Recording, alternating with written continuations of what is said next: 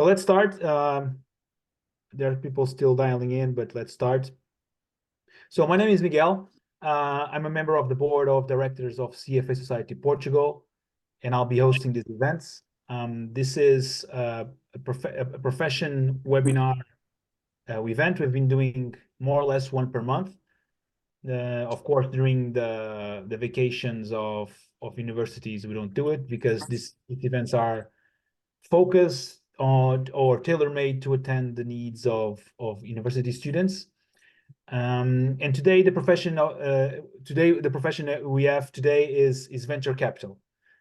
So we'll try today to understand what is venture capital, what challenge does it pose, and what skills does one person needs to enter and be successful at this profession.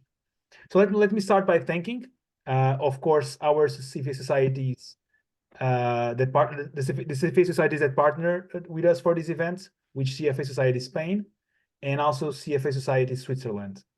Let me thank all the attendees as well for showing up, the universities that promoted this event, and of course the three speakers. They dedicated 1 hour of their time, and more important than that, they came here to share their experiences with all of you. So I think we should be very grateful to João, Gonzalo, and Jacqueline. Thank you so much. Let me then start by introducing them. Let me start with Jacqueline, ladies first. Jacqueline started her career in private banking at BSI. Then she worked at Credit Suisse, Clarin Law, and Finterbank Zurich. She has served as chair, member, advisor, or observer at the board of several different companies. And since 2016, she's a founding partner of Privilege Ventures, which is a venture capital firm. She studied economics at Universidad di Pavia in Italy, and she's also engaged as volunteer in several activities within investments and venture capital space, including as a mentor of the CFA Investment Research Challenges of Switzerland.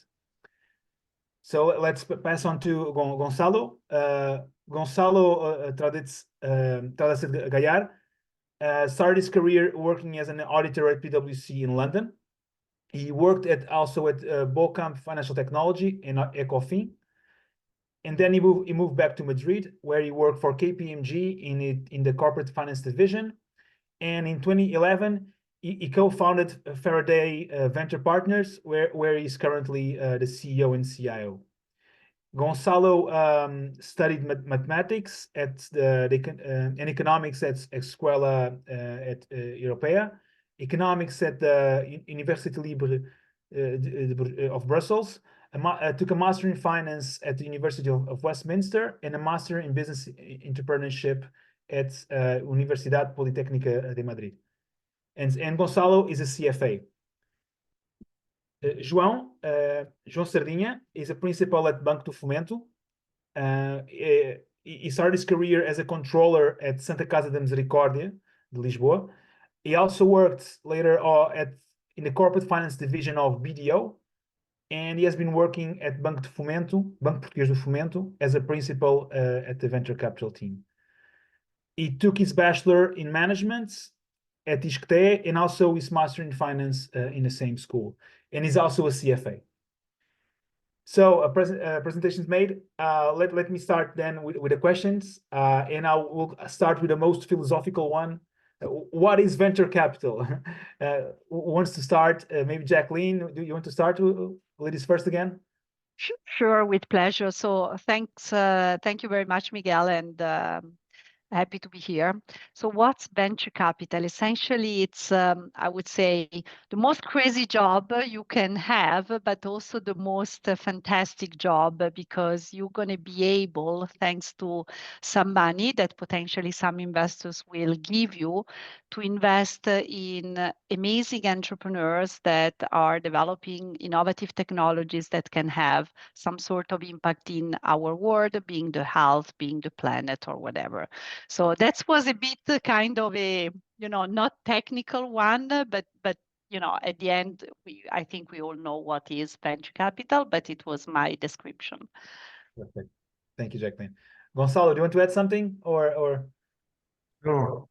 Thank you very much, Miguel, for the opportunity. Thanks a lot for your interest in this fantastic profession. As Jacqueline says, for me, it's of course my passion.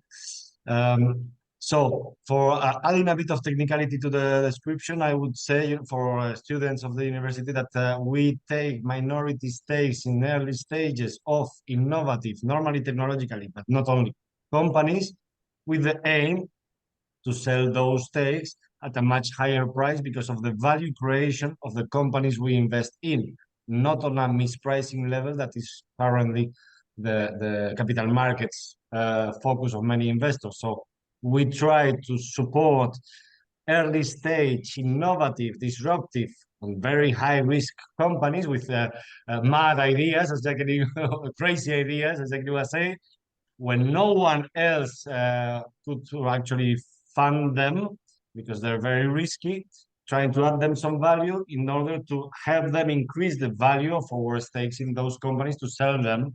And that's important. We need to sell those stakes to get back the returns which we need to give to our clients, which are the investors in the funds. Shut up for now. You, Gonzalo. João, you're in the artist position, the third one. Do you have something to add? Yeah, I have not much to add, but yeah, of course, thank you for the invitation and to share the panel with all of you, Jacqueline, Gonzalo. Thank you, Miguel. So I would just add a little bit on the perspective from the investor. So who invests in venture capital and what may venture capital add to an investor. So it's an alternative asset class, high risk, but high potential for big returns. So that's really what attracts the investors. Main philosophy, it's okay. We know it's high risk, so many startups will be dead after a couple of years. But if you can make a big hit on out of 5 or out of 10, if you can make a big hit, it can pay off the rest of your investments. So yeah, it's a way also to diversify the investment portfolios of different investors. So it's a little bit a different perspective, and that's it. We touched slightly on the investment philosophy in general, so I'm gonna touch on that topic. I'm gonna ask for I'm gonna start with Gonzalo. I'm gonna try to change the order so I'm gonna start with Gonzalo now. Could you describe your investment process and philosophy, and in which type of companies or industries do you invest? How do you evaluate investment opportunities? So, philosophy and targets. So, I am the founder of Faraday. I'm a passionate entrepreneur. Since I was 14 years old, I was already doing stuff. Pulo inquieto. How do we say that in Portuguese or English? I was always trying to do stuff, tortillas de patatas on a success sphere. So I really developed a passion for entrepreneurship, and therefore I founded Faraday after some experience, which is very useful in the financial profession to be able to analyze investment opportunities. It's not the same skills as founding companies, and you probably need both. So our thesis, our investment philosophy is to invest in various sectors. So we take artificial intelligence, financial technology, textile technology. We do also non-digital innovative technologies as well. Always between the 6 and 24 first months of sales. So as finance professionals, we are CFAs, we have something to analyze, not just an idea. There are some venture capitals that invest at a pre-seed, they call it level, which is pre-revenue. We invest at the seed level, and there's afterwards growth phases, Series A, Series B, Series C. We make our entry ticket at a seed level with 6 to 18 months of sales, so we can analyze the health of the growth of the sales, the independency of different channels to acquire customers, the margins, the recurrency, which are all a set of metrics that could only appear when there's some sales. Okay, we do that in Spain. We could invest in Portugal. We've been nearly there in 2 occasions. We've invested in Germany. We've invested in France. We've invested in Belgium for the moment. And we invest through 2 different models. Both are venture capital, but one is a pledge fund, which I believe most of European investors do not know that much, and the other is a traditional fund. A pledge fund is we actually have 250 investors that pay an annual fee of 720 euros just to see what we're going to invest ourselves from the fund, and they decide whether they want to join or not.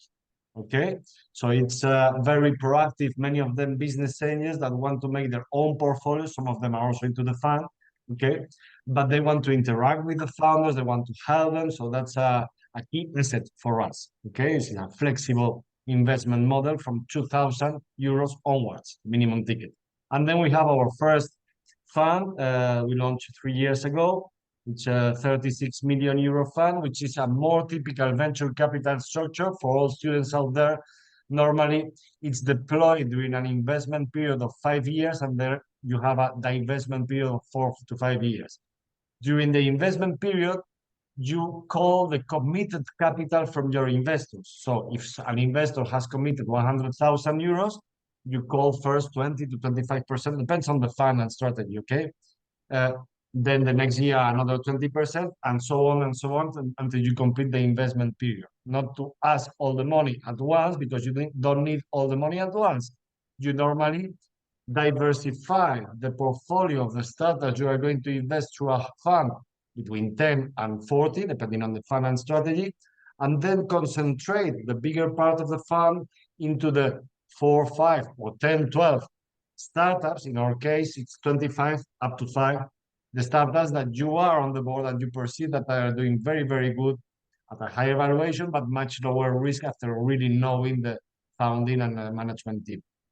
So 2 models, investing in the same asset class, in the same stage, diversified in terms of sectors, technologies, and countries, but one through a pledge fund, investors club, let's say, and the other one through a traditional venture capital fund. And picking up on one thing you said, you said you sit on a board. Do you sit on the board of every single, you or one of your colleagues, sit on the board of every single invested companies, or? Indeed, but not every company has a board. Okay, sometimes it's very, very early stage and it's a lonely founder with administrador único, we call it here. And we require exactly the same information, exactly the same frequency of meetings, exactly the same process as if there was a board. At the end of the day, you want to approach. If we invest at a very early stage, we ask for a monthly meetings for the first 6 months, sometimes 12 months, and then we pass to quarterly meetings. If we invest at a stage with already, if it's a B2B SaaS, 40, 50K MRR, or if it's a B2C transactional, already 100,000 euros per month of sales, GMV, normally it's a better structured company and quarterly is enough for us. That depends on the taste. Okay, just one more question before I pass on to João. If you could say what the 3 things that you find more valuable in a company you decide to invest, what would they be? Like the quality of the management, the product itself, or the service itself, or you don't think like that? How do you choose the investment in which you invest in? There are many things, but the thing is, for example, you say that the most important one is the quality of the founders' management, if you say, okay? However, how can you really appraise the quality of the management? That is the problem, okay? It's not because of looking at the eyes. I know he has shiny eyes and he really looks like he believes in his idea. That's not how you can evaluate. You cannot, or in another way, you cannot evaluate because of his CV. Oh, he worked at McKinsey, he worked at a VC, or he worked at a similar company in the sector or whatever. It's not because he did that he's going to be able to get a company running from scratch. So that's one of the reasons we do not never invest pre-revenues. Okay, so the best way for us to really evaluate a management team is how are they executing their plan, at least at a very early stage. Are they measuring the things we believe they should be measuring? Are they asking themselves the right questions? Are they humble enough to already detect and show us their problems and how they are targeting those problems and solving them? So it's more about how are they walking, running, or flying, you know, in these first few quarters of activity than looking at their CVs or their eyes, or, you know. And still, most at the stage we invest, most of the failed investment we've had, with thanks God had many exits, so the power law it's important here. But most of the failed investment we had is because of issues that are very human and that is not possible to take into an analysis. Okay, I mean the pressures of founders or co-founders or around that just at the last minute disappears, the lead investors, stuff like that. You cannot know at the analysis. So at this early stage, it's important to be professional, analytical, and stuff, but you need to know that putting 50 more hours of analysis is probably less worth than having another company more in your portfolio. So another important factor is in terms of the diversification add-on to the rest of the portfolio. As a finance professional, I mean, okay? That's another important aspect. But there's many, and some companies, the technology will be very important for us to make sure it's not outsourced. Some companies, it will be the competition and how can they take them out of their main online channels to acquire clients. And all of them, the quality of the management is the one that is going to be taking care of any problem at the end of the day. Companies are your group of humans at the end of the day. I shut up. Thank you so much, Gonçalo. Thank you so much. João, what about you? What is your investment philosophy? How do you choose companies in which you invest? There's specific industries that you choose, etc. Yes, so I would say that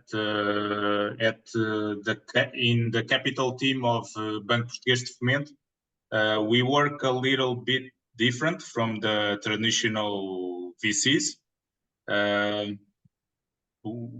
Once because we are the promotional bank of Portugal, so one of our main goals is to really stimulate the Portuguese economy and to stimulate the startup ecosystem in Portugal, which 2 decades ago was incipient, and it has been growing steadily from then on.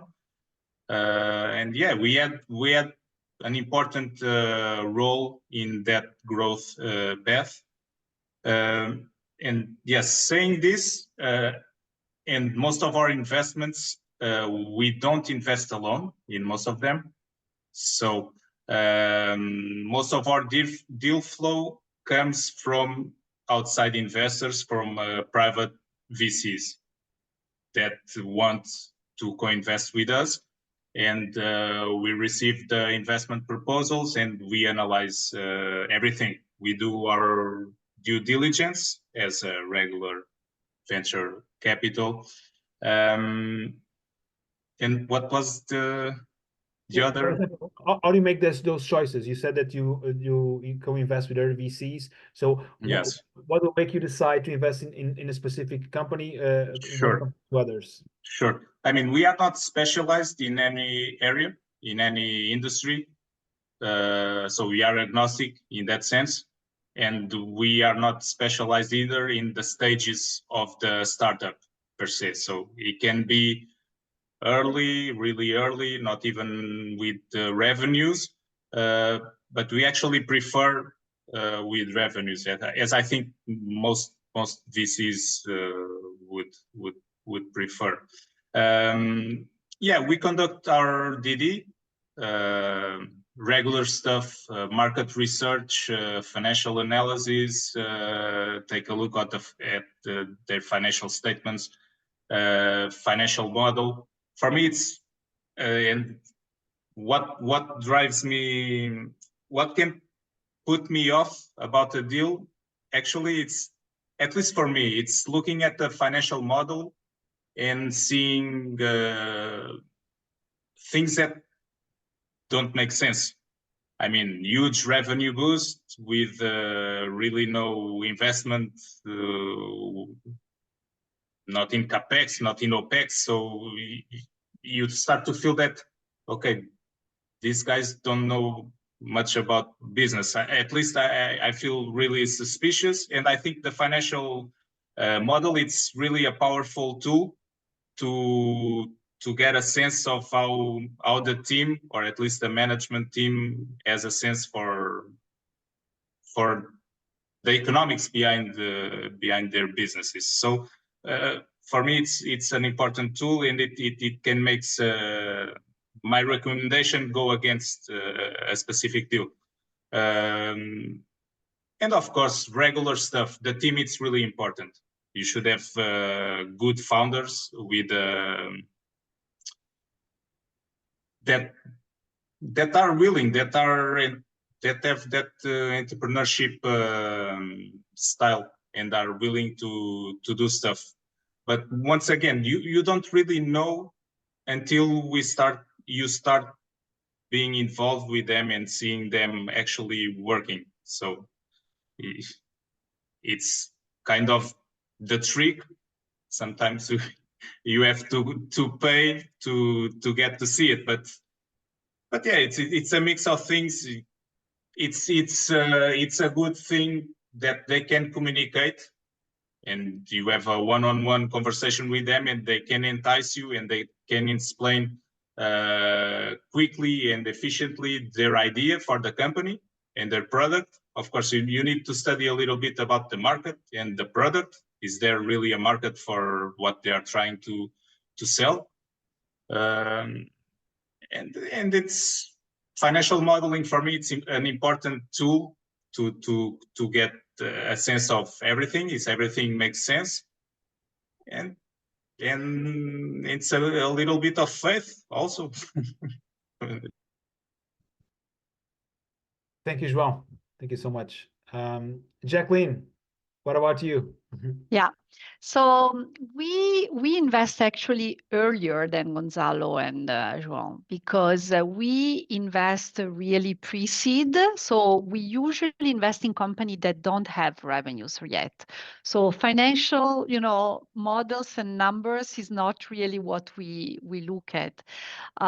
So in general, we like to be the first investor or among the first investors. So very often we invest also with business angels, and we tend to, or we like to lead the rounds, especially since a couple of years, because it gives us the possibility to be closer to the team, and of course, to dictate the terms in terms of valuation, but all the other aspect of the deal. So that's in terms of stage. So we enter pre-seed, seed, and we go up to Series A on the follow-on, and that's kind of where we stop. And the investment we look at are very often spin-off of universities or research centers. So for example, many of our companies come as spin-off of EPFL or ETH, which are the two technical universities in Switzerland, but also other research centers in Switzerland, which is our main market. Given we invest very early, it's very important for us to be close to the team, because the team is actually the most important element when you don't have revenue. So you need to really kind of understand, is this team going to really be able to bring this project, this idea into something that can be sold, right? Are they going to be able to convince other investors to give money, but also clients, partners, and so on? So we spend an incredible amount of time with the teams before we make the decision. And that's why very often we meet them when they have not even yet started the company. So sometimes it's only a project, it's a couple of people, and then maybe we spend time with them for 6 months or 1 year while they develop the idea. And we create the relationship, which gives a bit more comfort on getting to know each other. And I think is also important on the other side. We always tell founders do the due diligence on your investors as well, because we always talk about due diligence from the investor perspective, but for them is exactly the same, because they have been maybe working in this project for years while doing, for example, their PhD. Suddenly, you know, they want to raise money, and if they get the wrong investor, they just may do a tremendous disaster on what they are creating.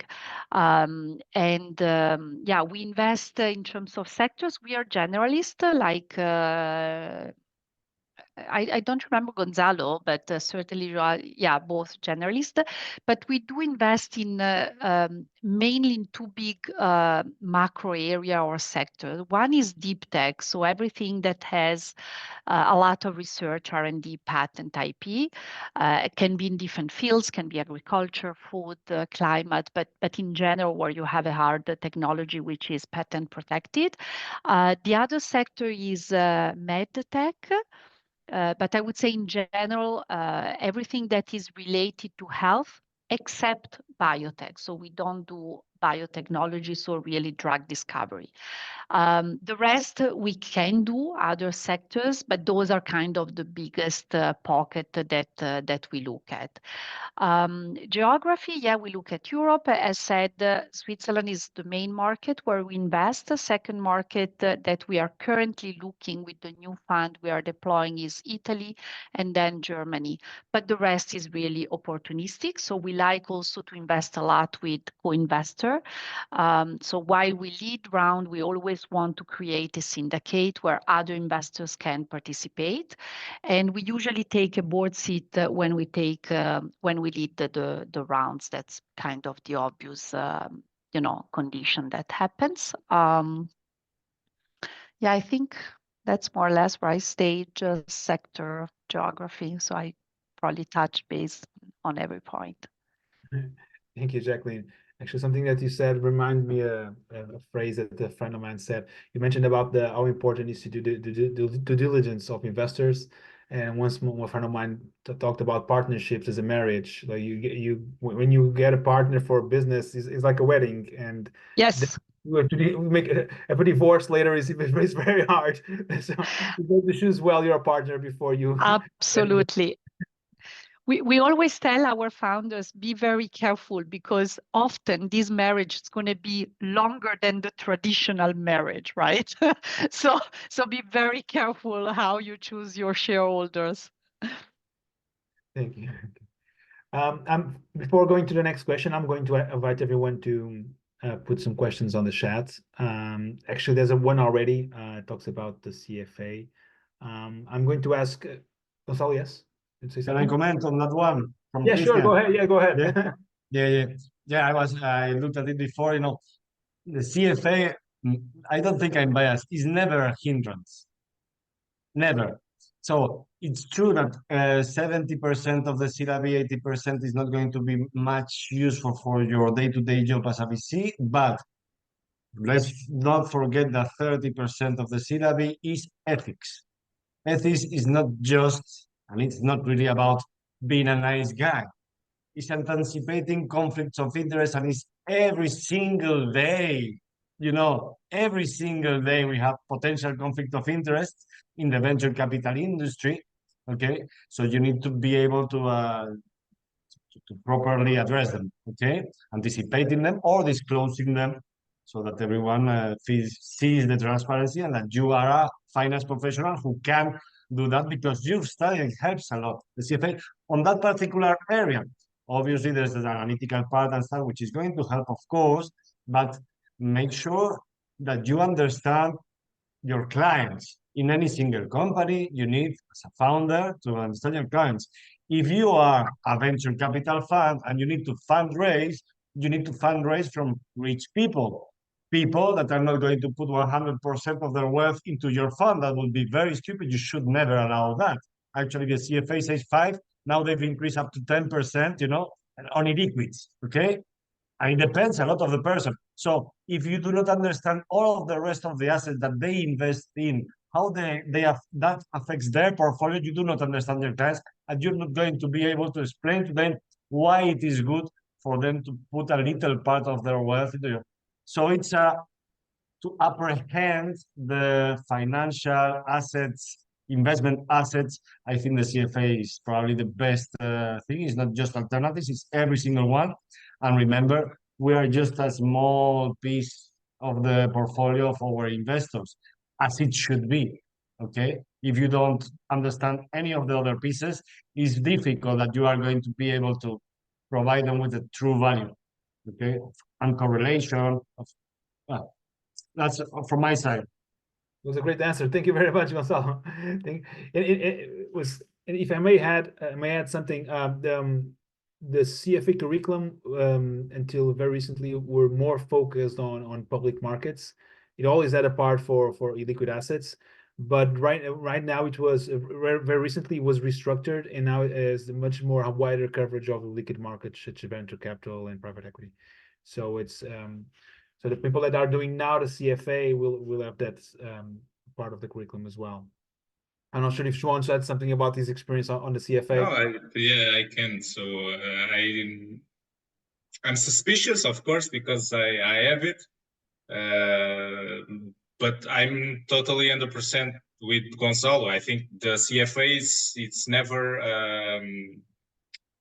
it's always a plus. Okay, the only downside of it it's the commitment and the amount of time that you really need to spend to clear the 3 levels. That is for sure. But I learned a lot. Yeah, okay. Most of the curriculum is not about venture capital. I believe that now they are introducing a new module about private markets. So maybe venture capital will have more content there. When I took it, I remember maybe one unit, I don't know, 50 pages, maybe less, about venture capital. But I enjoyed it because I was working already at the time in that industry. But okay, saying this, you really learned a lot about finance and financial analysis and valuation techniques. And it comes handy, really, for venture capital. Apart from that, such the knowledge that I gained, it's such broad that I got more confident talking about finance topics and with different investors or with the entrepreneurs. So yeah, it only helped me career-wise. That is for sure.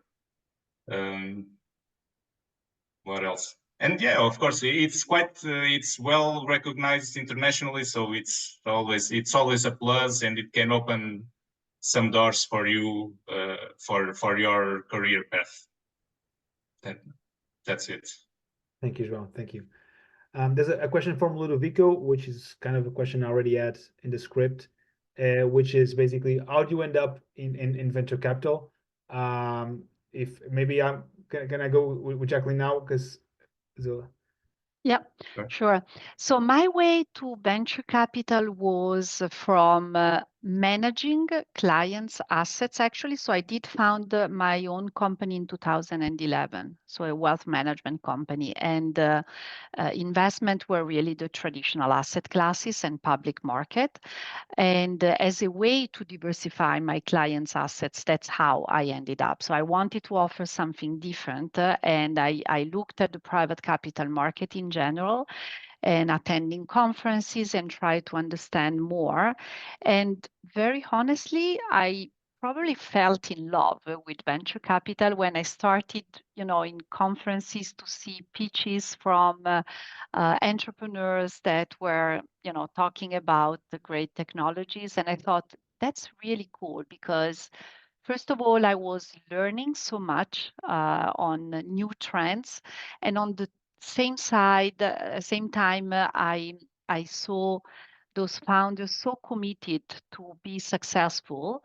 And so it was really kind of, okay, I'm going to put the money in the real economy to build something concrete. So that's kind of I liked. And then, of course, I kind of thought, okay, how these can be added in the asset allocation. Then you look the usual, risk return, diversification, and so on. And we all know that this just increase your diversification. So that's a good addition.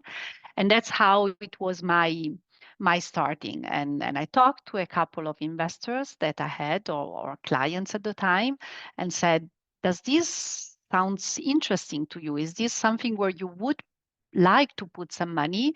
And some of them said, that's interesting. It's not the usual, fund, ETF, bond, equity, hedge funds, or whatever. So to them, it was kind of, resonate more, especially for entrepreneurs. And that's essentially how I got started, to the point that I stopped my other activity and I just did venture capital. Well, Gonzalo, do you want to share your experience? How do you end up there? You can hear me. Okay, so it's on Ludovico's question in particular, a little add-on to Jacqueline, and for all the students that want to pursue, I see that the BS is already looking into joining venture capital. I believe it's a singular profession because it needs two skills that are traditionally confronted. People think that if you are a very good technical, like a CFA, like someone who is very good in numbers, you are not very commercial. Or that if you are a good commercial guy, you are not going to be very technical. So the singularity of the venture capital is that you need both skills. Not maybe in very large venture capital firms where you are just in the analysis department or whatever. It's difficult to find very, very large venture capital firms because you invest in small companies, and therefore it's not huge amounts of assets under management, okay? And therefore, especially if you want to become, develop a career in venture capital and become a partner or a founder of a VC firm, you need to be able to convince not only investors to join your company, but entrepreneurs and the sexiest ones to accept your money. Okay, so that you need to be able to convince people of what you believe. Of course, you're not blind. You should be able to translate, but you also need to properly understand the business, to be a bit technical. In particular, the three of us are agnostic, so we touch various sectors. So it makes an extra effort when you look into a sector that you don't know that much. And actually, we invest in innovation. We shouldn't have 20 years of track record of this innovation. If not, it's not innovative. So the curiosity is also fact. It's a given for a venture capital investor, but methodological curiosity, so analytical skills. So these are the two skills that you need, both of them. But also, as Jacqueline was saying, I'm a passionate entrepreneur myself. I love when I see people that really believe in their idea, when their idea is disruptive and curious and big potential, of course, and when they understand that, when they pitch with all their passion and everything. But by now, the three of us have also lived many breakdowns, many companies failing, many entrepreneurs crying. We've had already in our portfolio 2 companies that were bankrupt because of a depression of the founder. Okay, and the founder is still there until the last time saying, fuck, put some more money. Now it's going to be the next one. It's like a drug. Okay, I'm sure that with this last 500K, I'm sure with this last 200K, please, you're going to fail me now. And this is emotionally hard.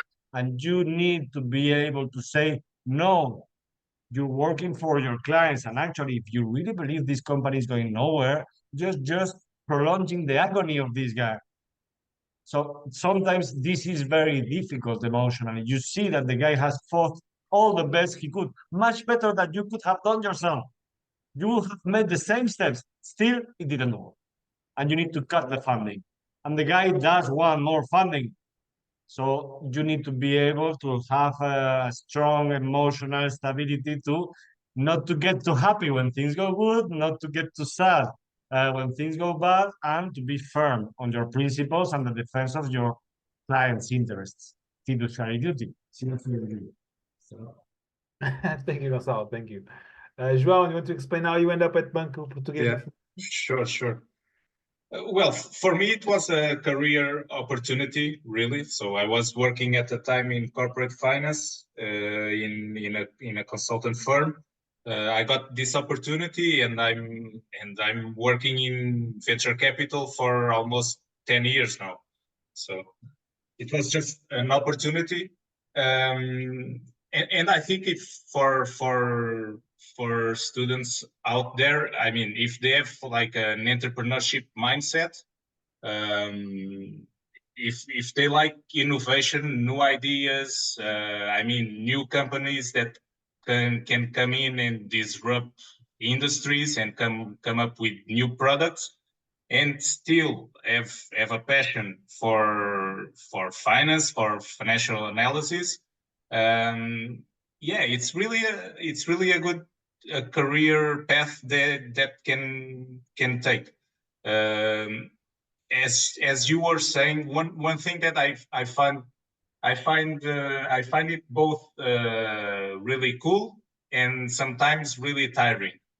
It's because in this industry, you have lots of conferences and lots of industry events, and everybody wants to talk with you, which is cool. And everybody wants to pitch their idea and their products. That's really good. It's really dynamic, right? And you get to know new projects, young people with new ideas. So if you find it appealing, yeah, definitely is a cool career that you can try. João.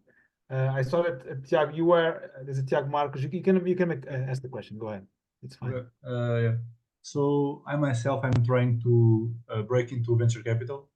I have actually an interview next week, and just wanted to understand, because I'm finishing my bachelor's in finance, if it is more useful to do a master's now instead of doing the CFA or getting already work experience, or go with which direction is more appropriate for the industry, because I can't do it all, right? Like the CFA master's and experience all at the same time is not that doable. So which is the better path to go for to break into this industry?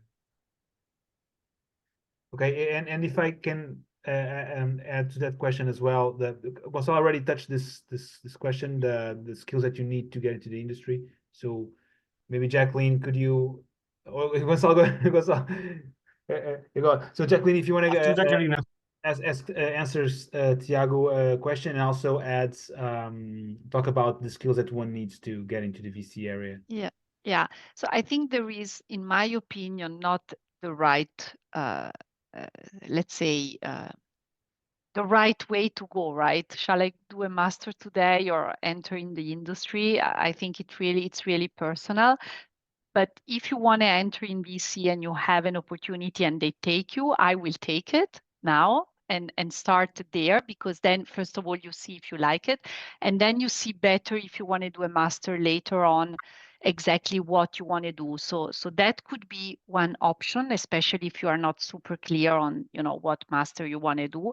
And the same probably for the CFA, right? CFA, actually, you could do it while you work. So you could also, that could be a nice way. But if you have an opportunity to enter in the VC world and you really want to, I'll take it. I let Gonzalo. Yeah, because we do have ourselves a program. It's been 4 years now of students in practice, rotating every 6 months, that is designed for them to be able to attend at the CUNEF, at various universities. We have things, their master's degrees in the afternoon, and they come here 5 days a week, 5 hours every morning, just prospecting starter. That's how we achieve more than 3,000 per year. Okay. Thanks to our students in practice, and it's very useful. So the easiest way, Tiago, I believe you could find this opportunity, which of course I love my job, so I guess if you're gonna, so it's to try more than masters. I mean, possibly most founders of VC firms don't care that much about your master's degree. They care about whether you are really passionate and have an intrinsic interest in entrepreneurship, innovation, and investment. How can you prove that? Well, If your master's is in another field totally, well, you're not proving that. But it's on top of the master's that you're going to do, which is kind of taking some subjects that are in particular designed for VC, you've also taken care of making some 3 months or 6 months practice, whether it is with a VC firm, even for free, hours are paid, or a startup that has been invested by VCs on the strategy. And sometimes it's 7 people, so you have direct access to the CEO. So you are learning lots. So if they see you've made the effort to try to know about the practical aspects, not just the academic ones, we always want to prepare ourselves academically, but also as young person trying to find your best spot or where do you want to develop your career, if you prove that you've taken some interest into knowing the practical aspects of what is a startup and what is a basic firm by doing 2-3 students in practice during the summers or whatever, it helps a lot. We do appraise that ourselves. If they've done that, they have a genuine interest. So I advise you to try to prove some practical experience. Well, you don't have it, but you may have been a member of the club of entrepreneurship of the university, you may have whatever, but more something that reflects on your real interest rather than having a 9.2 out of 10 in a maths exam. It's great, we love that as well, but that's my advice. And actually, one question. How do you find jobs in venture cap? Because I would imagine that it's less structured than most other job markets. So are there conferences that the people should go? And I'm talking about mostly students. If a university student would like to work at the VC, where should he look? Where should he look? Just send his resume to the venture capitals. Go ahead, Gonzalo. Go ahead. Go ahead. Sorry, but again, in Portugal, in Spain, in Switzerland and stuff, I bet there's not more than 40, 50 VC funds that they have more than 10 employees and stuff where you can learn. And therefore, I believe the best possible way is to be a hustler.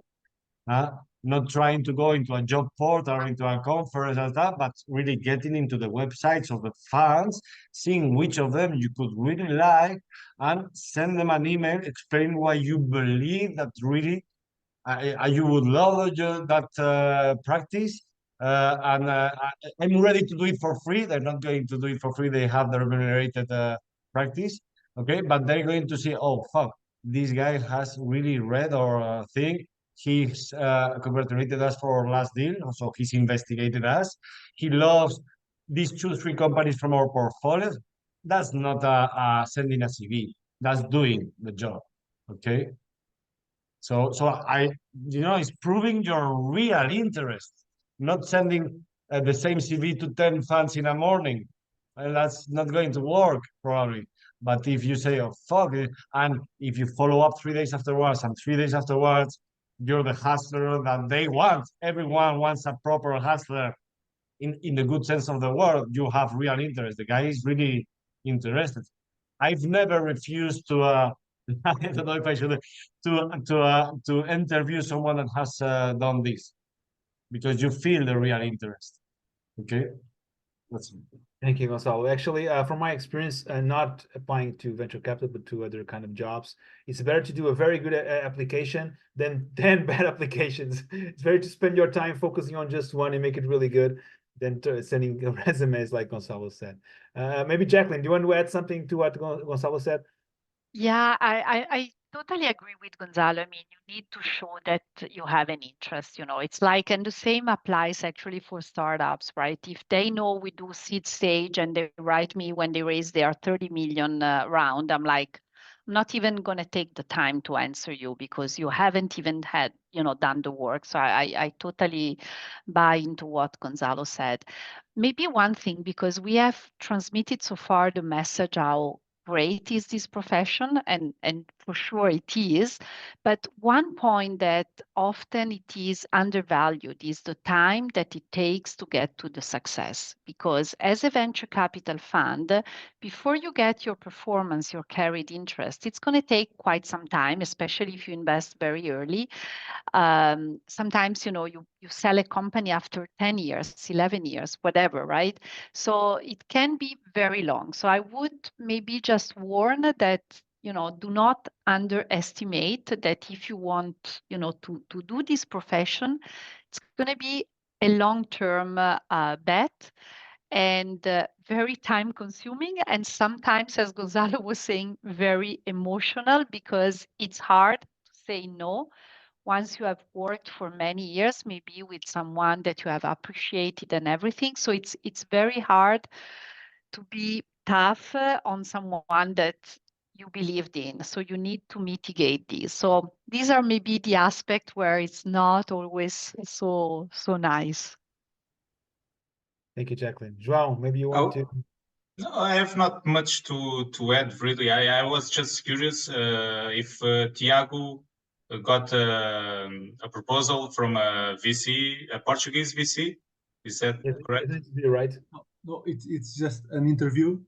I got a proposal for a performance analyst role, but what I would really like it was going directly to VC if it was possible, of course. But it's just an interview next week, isn't it yet an offer? Okay. Portuguese one. Yes. Okay, just curious.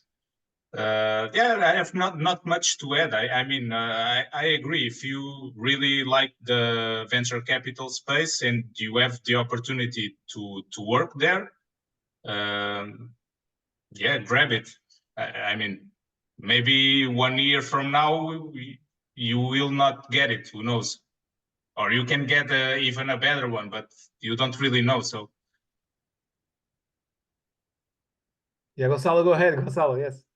Yeah, because it's something as well that I love, Jacqueline, it's not just everything positive. And it links as well with some other comment from Joao before. For example, for you to get an idea, I mean, salaries are not bad, okay? Very good, okay? But it's not investment banking. Let's compare. Everyone knows what investment banking is, right? Okay, let's compare a little. You may end up winning much more money than in investment banking if you've made amazing bets, of course. Okay, so that's for sure. But you get the carry later on. And no general partner is going to give you the carry from his previous fund because you joined there as a junior student. Okay, but what Joao was saying there before. In investment banking, I was working in investment banking before founding Faraday, okay? So I joined the office at 9 in the morning. I went out of the office at 3 in the afternoon the day afterwards, okay? To come back at 7 in the afternoon the same day and to stay again till 9 in the morning, okay? These were the kind of deals and you need to close and you're merging banks, okay? But once you're out of the office, you're out of the office. You're out, okay? It's over. And you're fine, and you disconnect. Whereas in VC, you never disconnect. That was what Joao was saying. At the end of the day, you need to be deal sourcing, talking with co-investors, that you meet in parties, and you need to do the networking, and you be to be there on a Tuesday evening, night. Okay, not working like mad in front of the computer like in investment banking, but again and again and again and again. So these people, you better like them. And you probably will, because most of VC professionals are not just here for the moment money. They will be in investment banking, shorter time frame. So they normally really love what they do and they believe in entrepreneurship and value creation. So it's easy for you, if you have that common spirit, to make friends. And therefore, you never fucking disconnect because you end up playing tennis or paddle or whatever with the friends from the industry talking about that startup you saw the other day. So you never get to really disconnect. You start taking your wife to all the events and for her to stay with her. So it's much more difficult to disconnect. The cash is longer, but it's more enjoyable for me because it's not being there 24 hours working like we have a deadline. That's not normally the case. Sometimes you have some deadlines, but more you have to be out there in the evenings 2 times a week, I would say at least, if you want to have a proper network that allows you to deal souls. So, I would just add, I don't know if Gonzalo and Jacqueline agree with me, but I think, and if you compare to traditional banking and investment banking, it's a more not so formal attitude that you have. Like entrepreneurs and startups, you think about Steve Jobs, or he wears jeans and a t-shirt, and I really think that the vibe is more that way. Was in the investment banking, it's more I don't know, more formal. It's different. The environment it's a bit different in that way. And yeah, there are lots of parties and conferences and events, but you still need to remember it's work. You are still working. You can have a little bit of fun, but you need to be focused and to achieve your goals still. I'm going. We have 3 minutes more. There's a question from David Rosa. I'm going to twist it a little bit, which is how do you get companies? How do you get pitches getting to you? How do you receive pitches from companies? Is there banks that do that role? The companies themselves reach out to you? Jacqueline, you want to go ahead? Yeah, so for us who wants to reach us, we have a website where you can just upload if you have a startup. So that's kind of inbounding. But of course, the way we look for deals is through network, as I think it was pretty clear by everyone. So it's going out and having your contacts. And for us, it's incubator, accelerator, university, and so on. And of course, other investors. But to reach out to us, also email can be fine. But yeah, it's always difficult to answer to everyone. We'll try our best usually. Hello, the network. Okay, Yeah. I think I lost you guys for a few seconds, but it's back. Maybe João, how does it work? I mean, I just shared my professional email. We usually receive the applications, the investment proposals online or by email, português documento email. But yeah, if you are attending this conference, you can email me and we can talk about it. It should be easier that way. same for me. You can send me an email with your thing, and I will put you in contact with the investment team. Okay, sounds great. Thank you so much. There's another question. We have a couple more minutes. What is the average required payoff to invest in a startup? How do you also apply royalty approach? I think the payoff is a return, the expected return, I guess. I think it is. Also, actually, I can add something to that question. All of you mentioned the failure rates, because if you're investing in very early stage companies, you expect most of them fail, right? You're trying to find those few that are going to be very successful and compensate all the others. What is the expected failure rates, and also return on investment as well? Maybe who wants to go? Maybe João this time first, if you want to go first. I mean, I'm working in this business for 10 years, but still our biggest funds maybe have 5. So they closed the investment phase not too long ago. So we are still invested for the most part. I cannot really talk about actually job experience in that sense. I still have to see it. I would say academic wise, I would say 90% will fail. 1 out of 10 will pay off. I don't know. It's my 50 cents here, really. But it can pay off everything. Jacqueline, do you want to? Yeah, I think in the US it's more as it was just described, so 8 to 9 companies out of 10 fails. I think in Europe the rate of failure is a bit lower, and the reason is because we tend to have let's say we tend to unplug a little bit later than in the US, right? When companies don't go.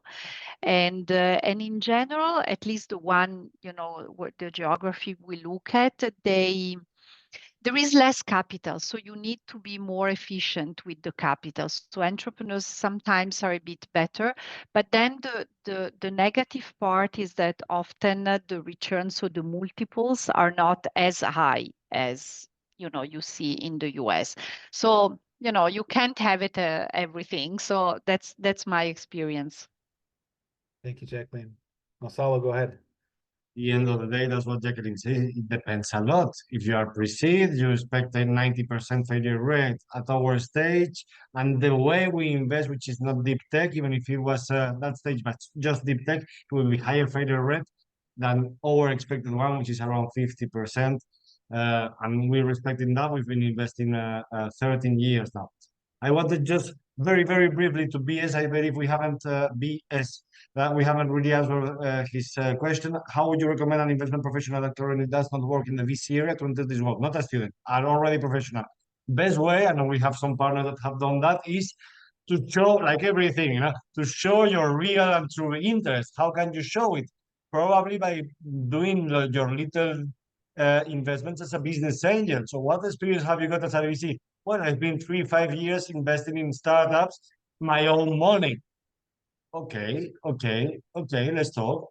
So that's if you are not a founder, you are an investment professional. The other big way to join into a venture capital firm is to have been a founder that has received and dealt with VCs and has had a good exit, and you put some money into their new fund and you join in as a general partner as well. That's the other typical way. Thank you so much, Gonzalo. It's already past 6:30. I want to thank everyone, especially Jacqueline, Gonzalo, and João. I think it's very interesting. I think we all learned a lot. I learned a lot, so I imagine everyone learned a lot.